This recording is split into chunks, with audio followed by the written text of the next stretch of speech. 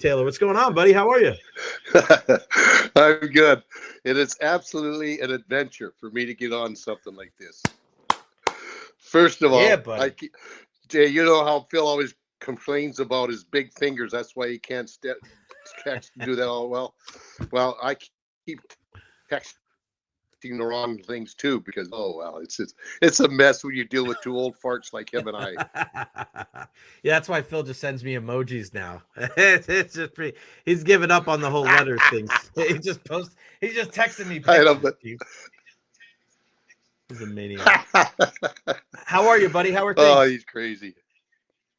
Good. Yeah, very good. You know, I'm anxious to see tonight's game to see how the Lightning will handle the hard play and disciplined defensive play of the Islanders this year. I mean, tonight rather, because Vasy was outstanding for them in that win 5-3.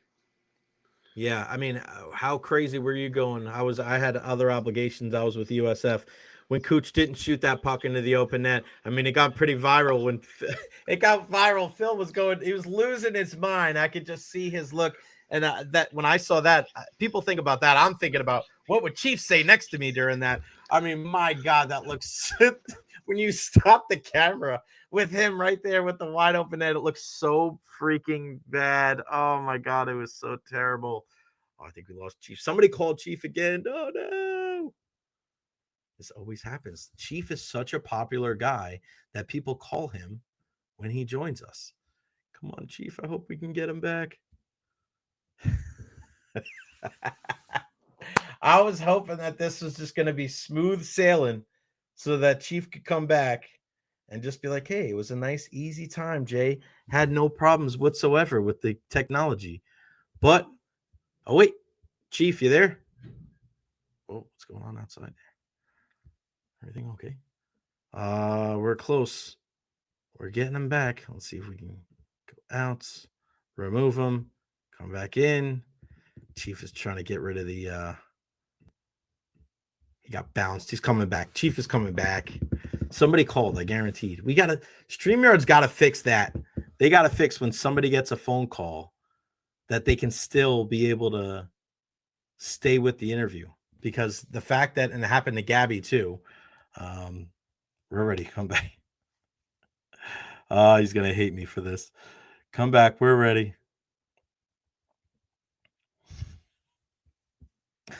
The advances in modern technology. It's the way it goes. We got to get Chief we got to get his own like dedicated line so he can just join us on the computer and then go from there. But we'll wait for Chief. But yeah, I mean, that play with Nikita Kucherov not shooting the puck into the empty net. If you saw the video of Phil freaking out, they put the audio from the radio on the video. There we go. We got you. There we go. Oh, man. Did somebody call? Yeah, I had two phone calls, and one was a guy that just got in town that wants to golf. The other one was one of those 20 calls from real estate guys wanting to buy my house that I never answered. Oh my gosh. All right, we were talking about Cooch. What was your thoughts when he didn't shoot that puck in the net?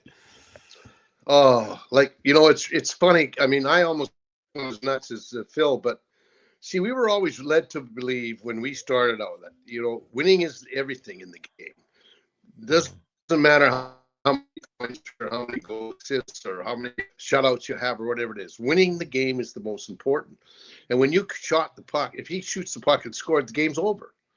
Well, it didn't really end up that way. It got really scary there the last 30, 40 seconds type of thing. So I think what happened is, he just wanted to make sure somebody would get another point, but you can't do that. Nobody ever gets mad at you when you score a goal. Nobody. Right. So that was the one thing that we were a little upset about. Just a little upset about. Phil was blowing a gasket, man. It was so funny. That's the thing. Phil's at that age. He goes, I don't care. The other day I said, Phil, you said that. And this is the great thing about not being on radio and being on the podcast. There's no FCC regulations. But Phil says like 2 weeks ago, he's like, man, they played shitty. And then somebody texted me. He's like, did you just know that Phil just said shitty on the air? I'm like, oh my God, here we go. I was like, what are you going to tell? You're not telling Phil anything. He's whatever. It is what it is. He probably said, you know what, Jay? He probably said shinny. SHINNY. That's what we called when everybody went out and played. You had 9 guys against 9 guys. Yeah. So everybody was up on themselves, type of thing, out in the outdoor rink. Yeah, maybe you should be his defense attorney. Maybe that'd be best. I'm with you though, watching that game tonight, man, because we know Patrick Waugh, they have their ups and downs with the Islanders, but Chief, I wasn't worried about the home games, buddy. I'm worried about the road games here. You have this road trip. If this team is serious about trying to get that 1 seed in the Atlantic, or at least stay above the other team and have home ice advantage in that first round matchup, they have to carry some good defensive play over to the road, and it starts tonight. Exactly. You know what? And I was listening to Coop was talking, I guess, to the press this morning, and he even mentioned that. He says, it's not about us scoring. It's about us how better we play defensively. So they're starting to say that, even the coaches are saying that we've got to be much more aware defensively and play it. And they can do it. We've seen it, Jay. We've seen it at home. We've even seen it on the road, actually, when they taken case when in Dallas. Yeah, that game they won in Dallas. Yeah, and in Boston. Boston, they got 4 shots in 40 minutes. Boston on net. I mean, you can do it. So what is it? Oh, well, we did it, so we proved to do it, so now we don't have to try again? I don't know. I can't get into the heads of these guys now. I don't understand the inconsistencies that they have, and they can't do. We got, what, 8 games left? 9 games. You got to be more consistent than that. You just, well, even Hagel said you don't turn it on like a light switch. So I'm good. I'm really interested in seeing how they're going to play tonight. Yeah, 9 games left for the Lightning, 4 on the road. Tuesday, Islanders, Thursday, Ottawa, Saturday in Buffalo, Monday night at the Garden against the Rangers, and then back home Wednesday, Friday, Sunday, and Tuesday before the season closer. Back at MSG against the Rangers. That's such a weird quirk in the schedule there. I don't know who I think they throw darts at a board, these guys, to make up the schedule. Foo. Yeah. Exactly. Yeah, let's make them, after 4 home games, let's just go travel to New York and come back. Yeah, that makes a lot of sense. Yeah. You speak about inconsistencies. Well, one guy, Chief, that's been pretty damn consistent is Ryan McDonagh. And to be able to see him get honored for his 1,000th NHL game, what do you remember about him when you first saw him? What do you see now in his second trip with the Lightning? Because you hate to think that it's just one guy, the reason why the team does play better defensively than it was last year. But, man, he is just as solid as they come, and he's been that way pretty much his entire career. Exactly. I remember when he captained the Rangers, how solid a defenseman he was with playing, and I think Danny Girardi was his partner, and they were really good. I mean, they went out there. His whole idea is like, you got to play hard and good defense, because then you have the puck more. And you think about this. You know how many times I was up on Turnak's back all the time when you and I were sitting there and I'd watch, and I'd just go, what is he doing now? Yeah. Well, when Mac left and Cernak signed that big 5-year contract, with some pretty decent cash. And now he thinks he has to be a scorer. And you've heard me say this so many times. If you're a crusher that thinks he's a rusher, will soon be an usher. So I love that. I think and he's actually played pretty well this year. And the reason for me is he's back with Mac, and Mac makes him play a defensive game, because he was really stepping out of character. He wasn't the high offensive guy. He was the shutdown, heavy duty guy back there. He's 6'3", 6'4", 240 pounds, for goodness sakes. And when he hits you, it's, that rattles your teeth. It's not like, ooh, poof, I get out of it. That rattles your teeth. So when he's playing that way, he's such more effective, because guys tiptoe around you when you play like that. Yeah, they don't want to even dump the puck in, because they don't want to deal with the crunch. They're trying to stay away from you. One of the biggest topics, and I love talking to you about this, because you have a little bit of a different mindset, or Isaac Howard is the guy that a lot of people are asking about, Chief, now, with the kid from Michigan State, incredible year. But now we're seeing Ryan Leonard, he loses at Boston College. He just signs with the Caps. He's going to be playing for them. Gabe Perreault is going to be playing. He left Boston College. He's going to be with the Rangers. We have yet to hear anything about Isaac Howard because of, probably because of the salary cap. you're still a little.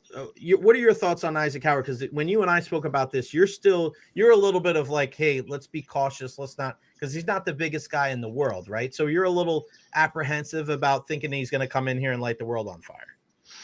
Well, see, this is what everybody has this misconception, and we talk about this about. There's guys that are suited for the top 6 roles, like Connor Sheary. He was been here. He was suited for a top 6 role. He's always played in a top 6, along with Crosby. A lot of times, you put him down in the bottom 6. They're the guys that have to do the dirty work. They're the ones that have to play the hard defensive game, shut down the opposition's top line and all that. They're not. Their game isn't suited to that. They're not. When you want to be, and so sometimes when you bring in a guy, I'm not sure. Because I know the other 2 guys are going directly to Syracuse. They practiced with the team, I think, yesterday, and then went right to Syracuse. Isaac Howard, he's a good player, but where's he going to fit in the top 6? Especially especially when the team is pushing for playoff position, and we know that we really would like to get a home ice advantage because our road record is. I won't even say it. I won't even say it. It's so for me, he's got a lot of skill, but boy, I'll tell you what, there's a ton of difference between the American Hockey League and the National Hockey League.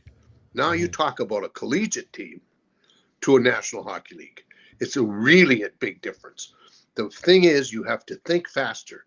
You've got to obviously play faster, but you have to think faster. You have to understand. That's why everybody says, "Oh, you play with Kucherov. That's easy." No, you got to be able to think as good as he does, or as well as he does. Excuse me, my English is crappy. As well as he does.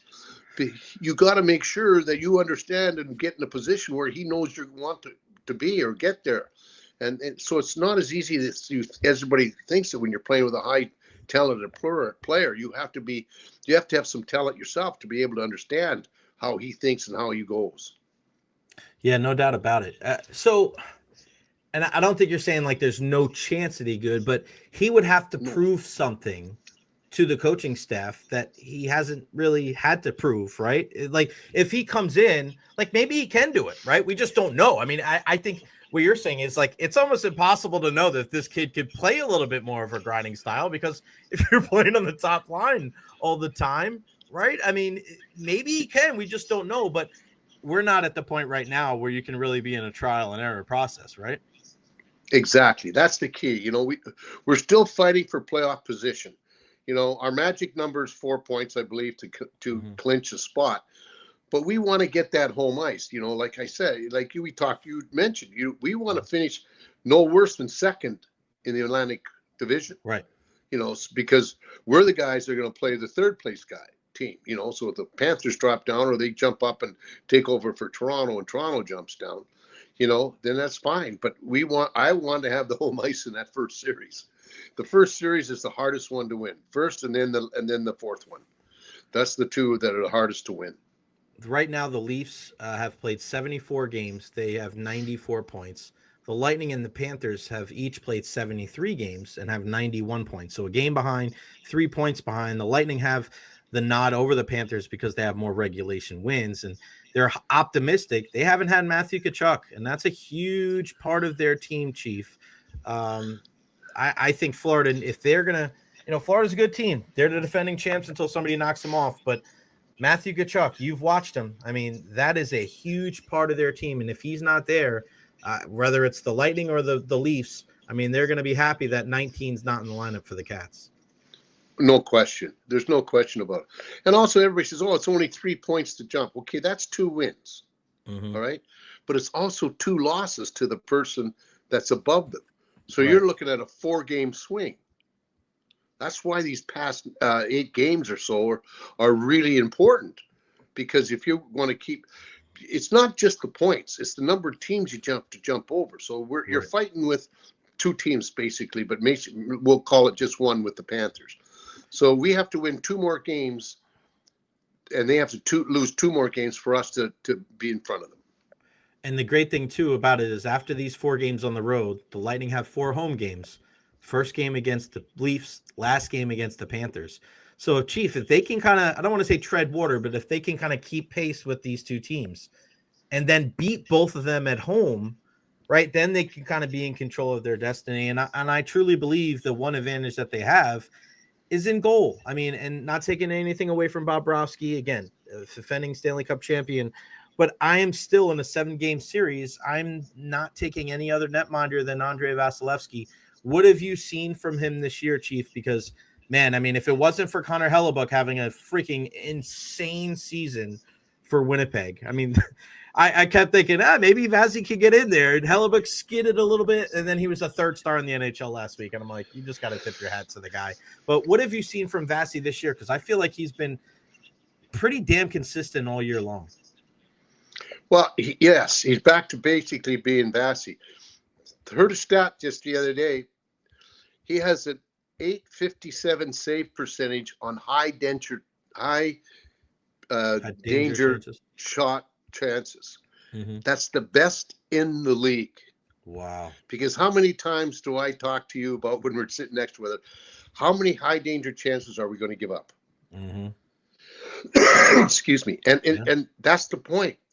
Vasy is so good at that.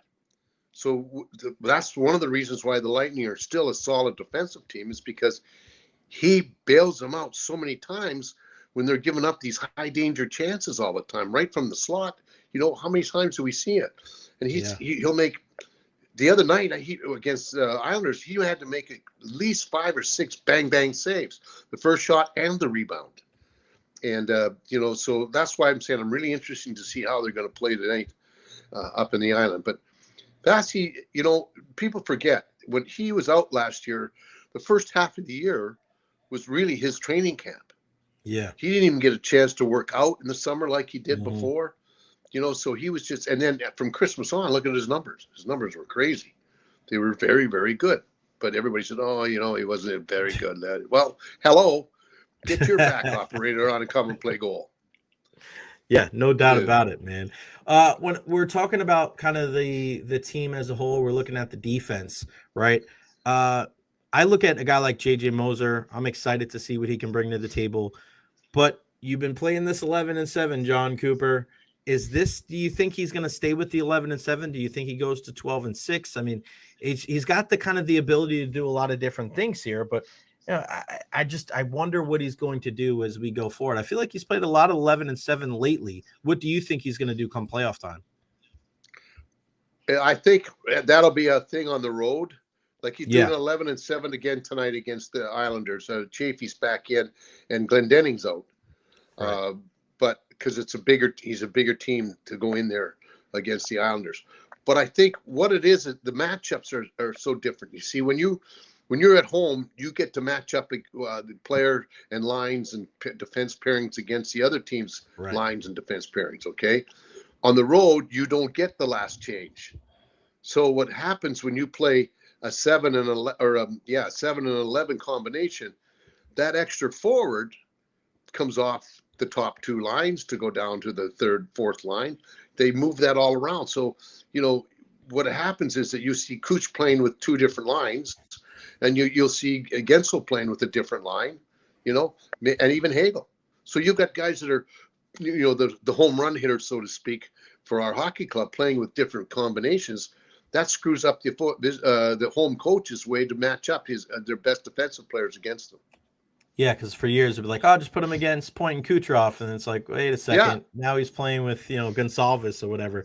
Chief, before I let you go, I came up with this yesterday, and I want to get your opinion on this because obviously we talked about him a little bit before. I don't think Nikita Kucherov will ever win another MVP in the league because of the way he doesn't necessarily endear himself to a lot of riders with his not shooting the puck on empty nets and what happened in the skills competition last year. I said that it's going to take him to have like 30 more points than anybody else. But as long as there's McDavid, McKinnon, Draisaitl, Hellebuck, I don't think we're ever going to see him win another MVP. What do you think of that statement? I agree with you but you know what? I just can't stand the Northern press. Yeah. The reason I have this for is just last year, he did something that no other player in the history of the game ever did. And that was a winger that got over 100 points, 100 assists. 100 or no, assists, 100 points, 100 assists. He was a guy, that nobody's ever done that before from the wing position. Mm-hmm. He was 50% in on 50% of our away goals. And they kept saying, well, McKinnon was in on 20% of their away goals. Hello, try 50%. And then for me, it's things that he did that nobody's ever done before, was never taken into consideration. And nobody. Who's going to do it now? He broke. Nobody's coming close. Yeah, nobody's coming close. Yeah, you're right. 100 assists last year. He had 44 goals, 100 assists, 144 points. Chief, they were saying at the halfway point last year at the All-Star game when I was up in there in Toronto that it was Nathan McKinnon's turn. At the time, Kucherov was leading the league in scoring. What are we talking about turn? If that's the way the narrative goes, that's why I bring it up. Like, they're going to always find a way to give it to McDavid, to give it to Draisaitl, to give it this year. And I'm going to say this now, and I hate that it's going to have to get to this. He's tied for first in points in the league with Nathan McKinnon with 109. Yep. I think that he will not even be a finalist for the MVP this year because they're going to put Hellebuck there. Draisaitl's got 50 goals and 50 assists, and they'll put McKinnon or McCarr or somebody like that. I hate to say it, but I feel like that's the narrative. I agree with you. For me, it's like last year when Florida beat Edmonton in the playoffs for the Stanley Cup. Who got the most valuable player of the Stanley Cup? McDavid. Yeah. Do you know how many shots he had the last 4 games against the Panthers? 2. In 4 games. Right. Now you're the best player in the playoffs? No, you weren't. No. You lost, and you didn't even help your team win the Stanley Cup. Right. You were nowhere to be found the last 4 games. Yeah, it's so funny how the narratives take over in hockey. I think it's like that more in hockey than any other sport. He is the great Bobby the Chief Taylor, and also the guy that has, whether it's the pleasure or the unpleasure of sitting next, or the displeasure of sitting next to me up in the press box. We're always having a lot of fun and saying, damn it, these guys like the Russians in the 80s. That's just the way it goes. Chief, I love you. Thank you, my friend. Have a great rest of your day. Hey, it went pretty smooth, brother. It went freaking smooth, man. You technology maven, you. You're the best. Thanks, Chief. I'll see you next week, thanks. partner. You got it. Thanks, Jay. All right, pal.